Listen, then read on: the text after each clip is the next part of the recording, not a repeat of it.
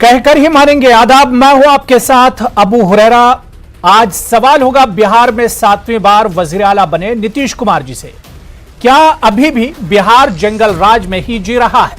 यह सवाल इसलिए क्योंकि बिहार की बेटी के साथ हुई घिनौनी वारदात पर आखिर इंतजामिया ने पर्दा डालने की कोशिश क्यों की? बिहार में वापस आई पुरानी सरकार की अब नई हिकमत अमली क्या होगी? क्या नीतीश कुमार इंतजामिया की कमजोर कड़ी को दूर कर पाएंगे? लॉ एंड ऑर्डर से रोजगार तक चुनावी वादे जो किए गए थे, क्या नीतीश कुमार सरकार इन्हें पूरा कर पाएगी? इन्हीं सवालों के जवाब हम आज जानने की कोशिश करेंगे, क्योंकि मुद्दा आवाम से जुड़ा हो या आवाम के मसाइल का मामला हो, हम कहकर ही मानेंगे।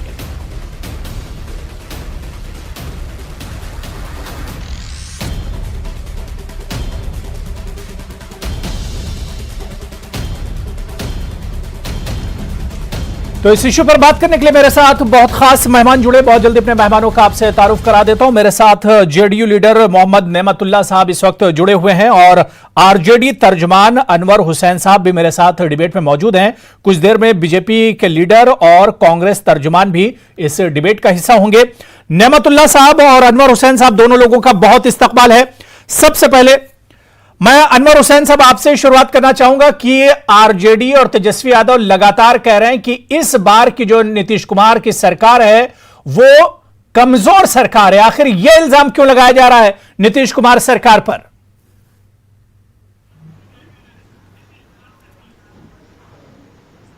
नीतीश कुमार की कैबिनेट आप देख लीजिए, आपको अंदाजा हो जाएगा कि नीतीश कुमार की सरकार एक कमजोर सरकार है। नीतीश कुमार पिंजड़े में बंद वजीर आला हैं। नीतीश कुमार के हाथ उनके पीठ पर ले जाके बांध दिए गए हैं।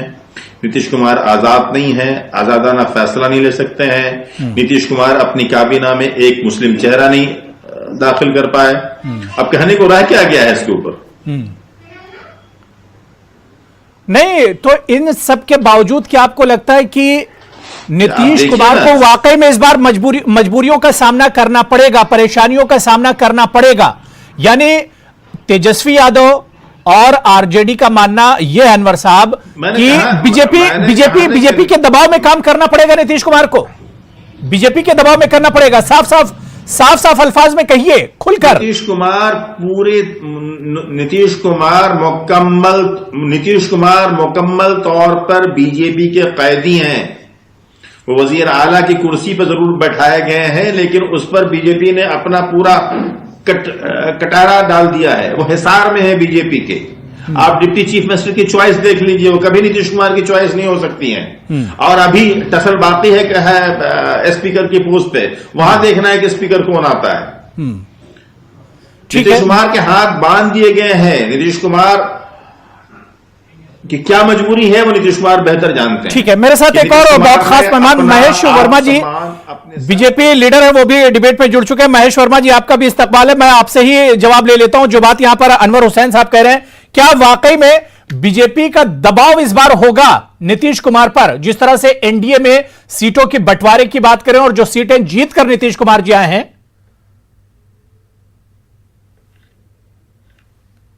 जी ठीक है, मैं मोहम्मद नेमतुल्लाह साहब आपके पास आ रहा हूं। नेमतुल्लाह साहब, क्या वाकई में इस बार मुश्किल होने वाली है नीतीश कुमार जी के साथ? इस बार मजबूर वजीर आला होंगे नीतीश कुमार, परेशानियों का सामना करना पड़ेगा नीतीश कुमार को? देखिए अबू हुरैरा साहब, किसी तरह की कोई परेशानी नहीं होगी। नीतीश कुमार का मिजाज है अपने तौर तरीके से सरकार चलाना, और जिस तरह से 15 साल तक उन्होंने सरकार चलाया है वो सबको मिला जुला के कोऑर्डिनेशन के तहत चलाया है।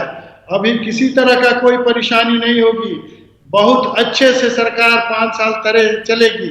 और नीतीश कुमार का है ये कि सी क्रिमिनल, करप्शन और कम्युनिज्म पर किसी तरह का कोई समझौता नहीं करेंगे वो। और इसी बुनियाद पर पूरा 5 साल तक ये सरकार चली। ये लोग तो मुंगेरी लाल का सपना देखते रहे। नेमतुल्लाह साहब, अभी जो बात अनवर हुसैन साहब कह रहे थे कि उनकी काबीना में, कैबिनेट में कोई मुस्लिम चेहरा नहीं है, क्या ये दबाव नहीं नीतीश कुमार के ऊपर? नहीं, क्या यहां पर मजबूरी नहीं दिख रही नीतीश कुमार की? आपको मालूम होना चाहिए कि अगला एक्सटेंशन में एक चेहरा होगा, देखिएगा चेहरा होगा।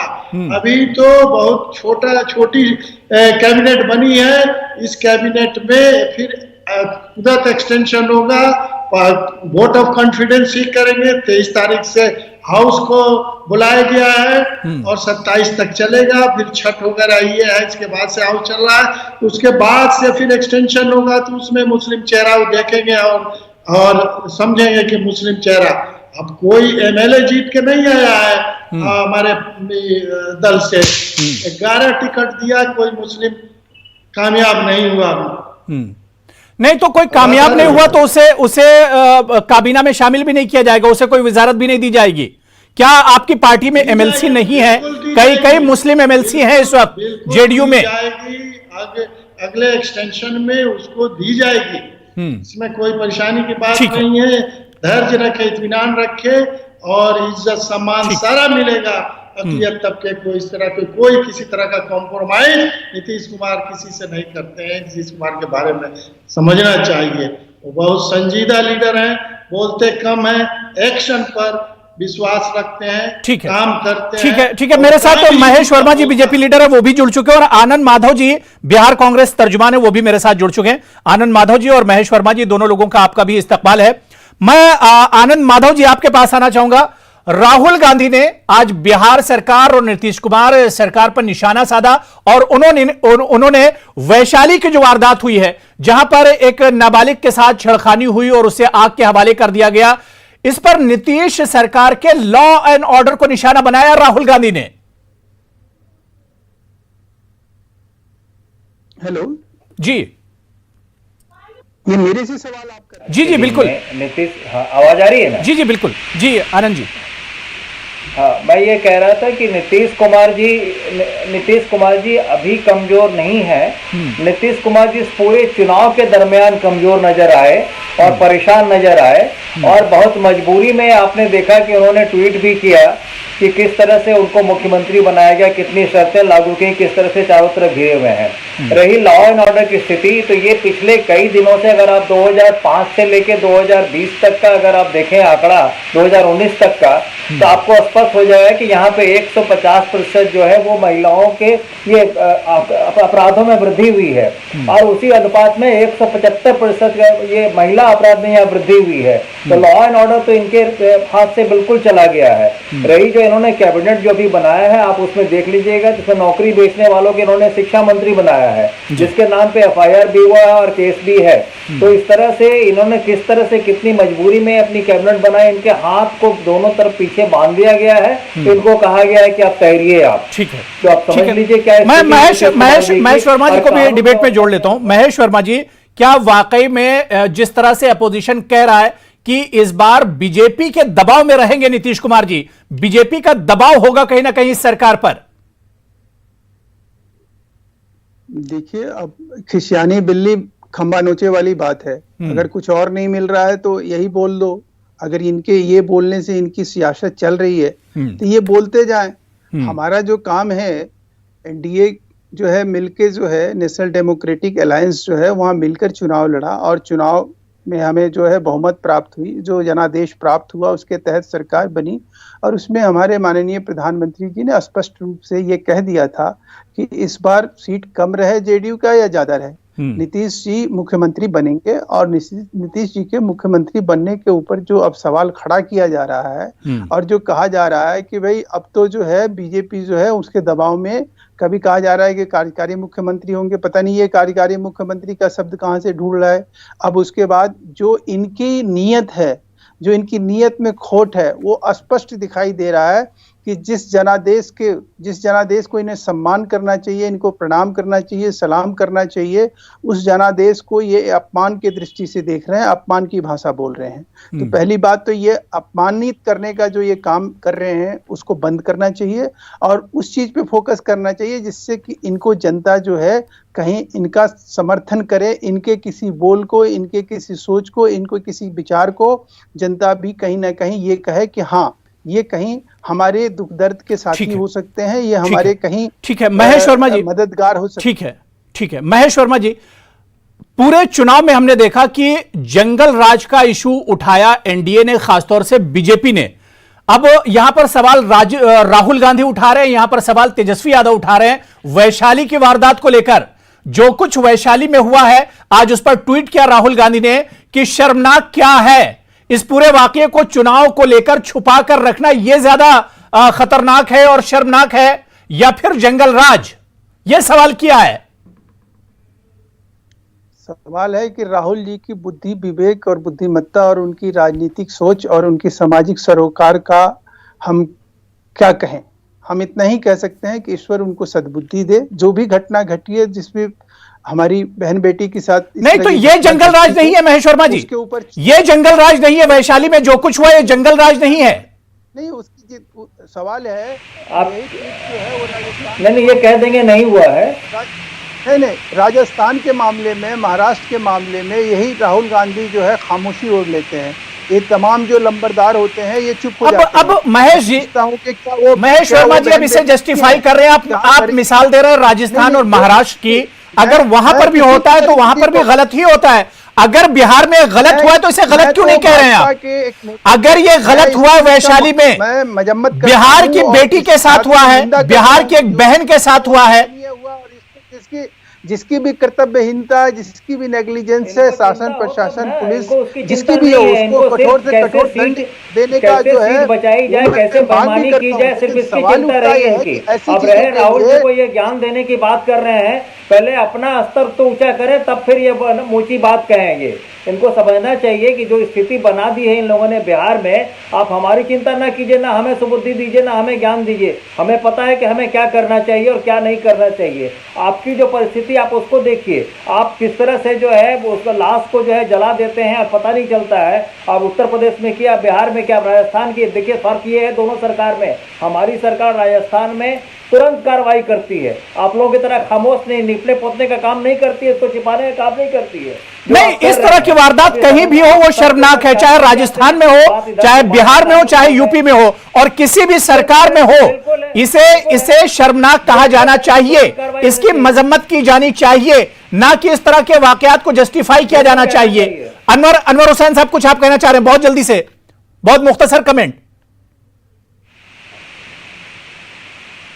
मैं यही कहना चाह रहा हूं कि ये पूरे इलेक्शन हुई थी और अभी तक इनके चीफ मिनिस्टर ने, इन हुकूमत ने एसपी के खिलाफ कार्रवाई क्यों नहीं की है? मेरी इत्तलात ये है कि वहां के पुलिस ने वहां के मकामी लोगों पर दबाव बना रखा है, खास तौर पे जो मुसलमान मुखिया है उस पर यह दबाव बना रखा है कि वो बयान वही दे जो उनको पुलिस सिखा रही है। तो ये नहीं, तो अभी तक तो आरजेडी भी इस पर खामोश थी। अभी तक तो तेजस्वी यादव का भी बयान इस पर नहीं आया था। बहुत देरी से तेजस्वी यादव ने भी इस पर बयान दिया। देखिए, बहुत सारी चीजों के ऊपर मीडिया का रोल होता है कि मीडिया किन खबरों किस तरह सामने लाती है। ये खबर कहीं न कहीं दबी हुई थी, यहां तक कि उर्दू मीडिया ने भी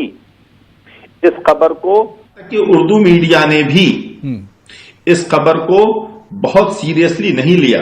कोई उर्दू अखबार का ये दावा नहीं कर सकता है कि पिछले 15 दिनों में इनका कोई नुमाइंदा उस गांव में गया हो और उसकी तफसीली खबर, इन्वेस्टिगेटिव खबर छापी गई हो। छोटी मोटी खबर आई, दब गई, और जाहिर है कि इलेक्शन में सबका फोकस कहीं और था। ठीक है, ये चीज नजरों छुपी। नेमतुल्लाह साहब, आज राहुल गांधी ने नेमतुल्लाह साहब, क्या वैशाली की खबर पर पर्दा डालने की कोशिश नहीं की गई? और क्या वैशाली की जो वारदात हुई है, एक मुस्लिम लड़की को जिस तरह से यहां पर जिंदा जला दिया गया, क्या यह लफ्ज़-ए-हाथ से जुड़ा हुआ मामला नहीं है? क्या नीतीश कुमार की नाकामी इसमें नहीं झलकती है? क्या बिहार सरकार की नाकामी इसमें नहीं दिख रही है? नेमतुल्लाह साहब, देखिए, हमने तो कह दिया पहले ही कि ये जो क्राइम है, जो क्रिमिनल है, उनसे कोई कॉम्प्रोमाइज नहीं है, उनको सजा मिलेगी। और किसी तरह नहीं, सजा कहां मिलेगी? 15 से 17 दिन गुजर गए, अब यह खबर सामने आई है। 15 दिन गुजर चुके हैं, उसके बाद यह खबर सामने आई है। राहुल गांधी का यही इल्जाम है कि चुनाव को देखते हुए इस खबर को दबाए रखा गया, एडमिनिस्ट्रेशन की तरफ से, सरकार की तरफ से, इंतजामिया की तरफ से। नहीं, कोई दबाव नहीं, इसमें किसी तरह का नहीं है। पूरा वहाँ FIR हुआ, जो भी मुजरिम है उनको, उन पर एक्शन लिया जा रहा है, उनको पकड़ा जाएगा, उनको सलाखों के पीछे ढकेला जाएगा और स्पीडी ट्रायल करा के उनको सजा दी जाएगी। इस पर किसी तरह का सुस्ती नहीं तो बरती नेमतुल्लाह साहब, मेरा सवाल यही है कि जिस जंगल राज की बात हो रही थी, क्या ये जंगल राज नहीं है? बिहार में जो कुछ हो रहा है, बिहार की बेटी के साथ जो कुछ हुआ, वैशाली में जो कुछ हुआ, क्या जंगल राज नहीं नेमतुल्लाह साहब? उसकी मजम्मत करते हैं हम लोग, उसको कंडेम करते हैं। नहीं, मेरा सवाल यह है कि क्या ये जंगल राज नहीं है? तेजस्वी यादव का सवाल यही है कि जंगल राज का महाराज है कौन? के साथ नहीं होना चाहिए। जंगल राज का महाराज कौन है, ये तेजस्वी यादव ने आज ट्वीट करके पूछा है। हुकूमत के दायरे में आपकी हुकूमत आती है कि नहीं? कुमार के राज में कोई क्रिमिनल आपकी मुजम्मत के दायरे में नेमतुल्लाह साहब आपकी हुकूमत आती है कि नहीं आती, ये बताएं ना। उसको सलाखों के पीछे ठेला जाएगा, उसको सलाखों के पीछे बंद किया जाएगा, ये आप देखिएगा। नेमतुल्लाह साहब, ये तो देखिए सब सियासी बातें आप कर रहे हैं कि बंद किया जाएगा, गिरफ्तार किया जाएगा, कार्रवाई की जाएगी। बिहार में 2020 के आंकड़े आप देख लीजिए कितने डराने वाले हैं।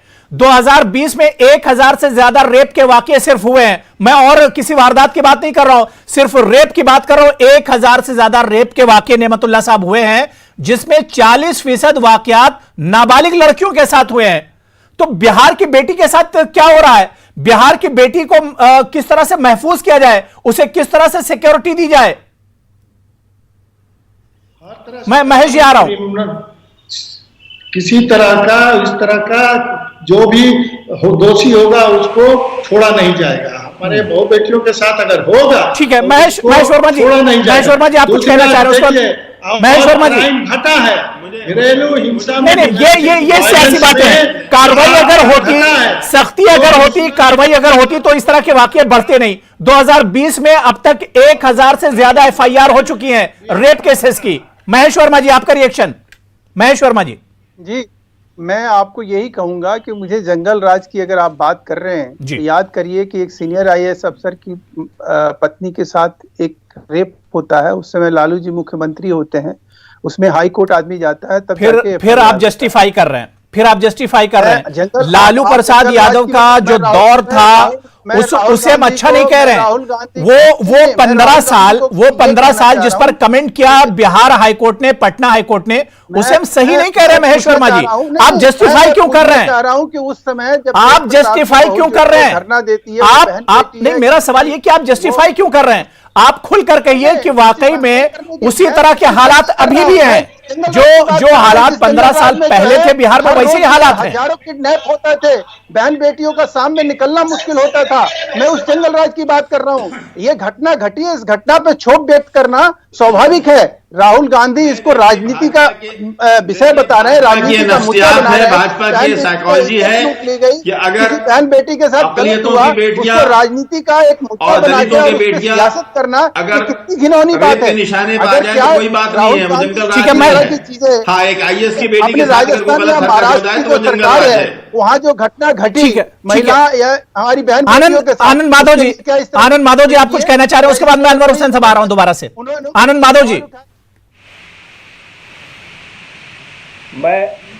मैं ये कहूँगा कि ये अभी तो शुरुआत फिर इसकी नई सरकार की शुरुआत हुई है। ऐसे तो 5 साल रहेंगे नहीं, लेकिन जब तक ये सत्ता में रहेंगे फिर वही पुरानी बातें याद करेंगे, क्योंकि उन्होंने पिछले 15 साल में कुछ नहीं किया और आगे भी ये कुछ नहीं कहने वाले हैं।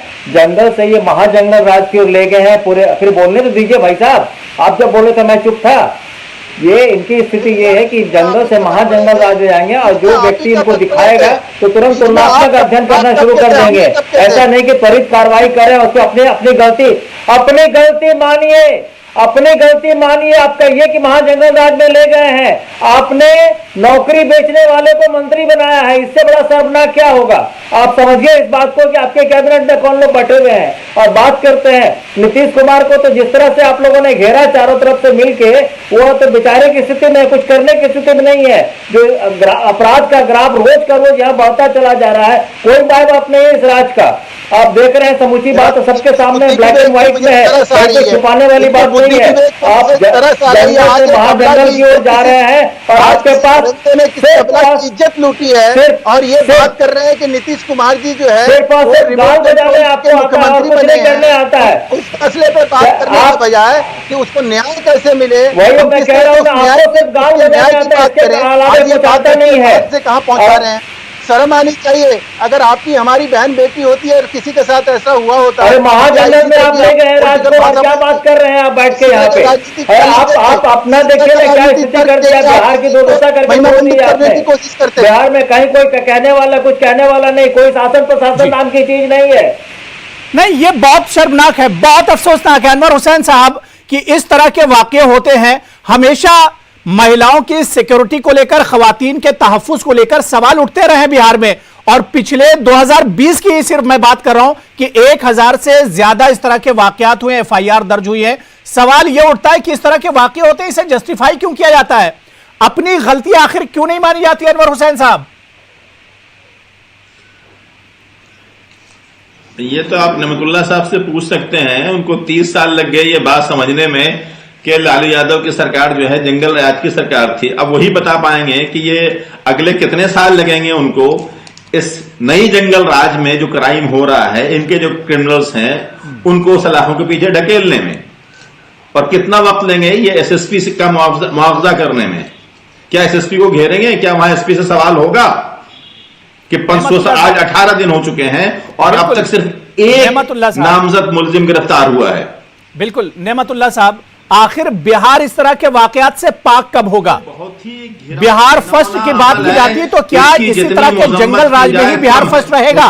इस घटना की जितनी मसम्मत की जाए वह कम है, और इस तरह की घटना दोबारा नहीं इस तरह के वाकयात रुकेंगे कैसे?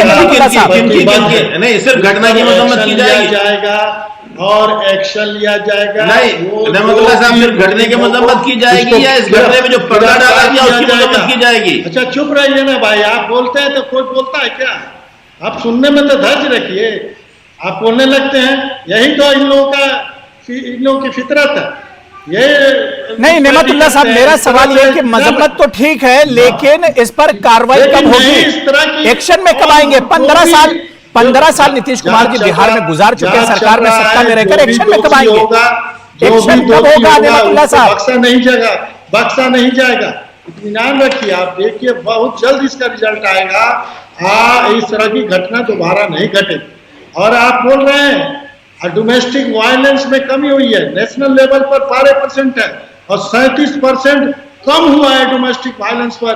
ये इसको भी ख्याल रखना चाहिए आपको। 45% वोमेन पर जो ठीक है महेश वर्मा जी, महेश वर्मा जी, ठीक है बात हो गई नेमतुल्ला साहब। महेश वर्मा जी, मैं सियासत से हटकर बात करना चाहता हूं कि मुल्क की बेटी के साथ जब इस तरह के हालात होते हैं, मुल्क की जो खवातीन हैं, जो महिलाएं हैं, वो एक तरह से महफूज नहीं है। इस पर सियासत से हटकर आखिर अब आपकी सरकार है, NDA की सरकार है, क्या आप इस पर जोर देंगे? बीजेपी की तरफ से इस पर भी अब फोकस किया जाएगा, जोर दिया जाएगा कि किस तरह से बेटियों को महफूज किया जाए। आपका नारा है कि पढ़ेगी बेटी तो बढ़ेगी बेटी, लेकिन इस तरह के वाकये होंगे तो कहां पढ़ पाएगी बेटी? घरों से तो बेटियां निकलना बंद कर देंगी। मैं आपकी इस बात से सहमत हूं, और आज आपका जो न्यूज चैनल इस मुद्दे को लेकर आया है, मैं उसकी प्रशंसा भी करता हूं कि ऐसे मुद्दे जो हम लेकर आते हैं, इसको बल तभी मिलेगा जब ये जितनी भी हम सियासी सोच के लोग हैं, ये उस थोड़ा सा सियासत से ऊपर उठकर सोचें। आप जिस चीज पे बहस कर रहे हैं, जिस चीज को हम अपनी पीठ थपथपा रहे हैं कि वो गलत है और मैं सही हूं और वो गलत है, बिल्कुल जाहिर सी बात है कि इस तरह के वाकयात को जब तक जस्टिफाई करते रहेंगे तब तक इंसाफ मुतासरीन को नहीं मिलेगा, और जो कसूरवार हैं वो इसी तरह से आजाद फिरते रहेंगे।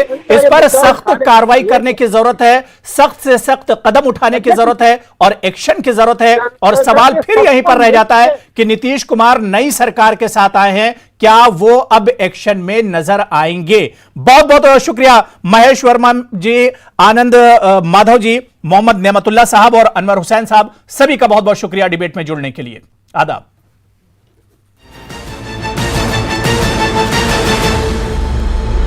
शादी का ख्याल आए तो शायद.com नहीं, शादी अपनी जिम्मेदारी, ताकि मिले आपको हर शहर की हर खबर। देखिए खास बात इंडिया न्यूज़ 18 उर्दू पर।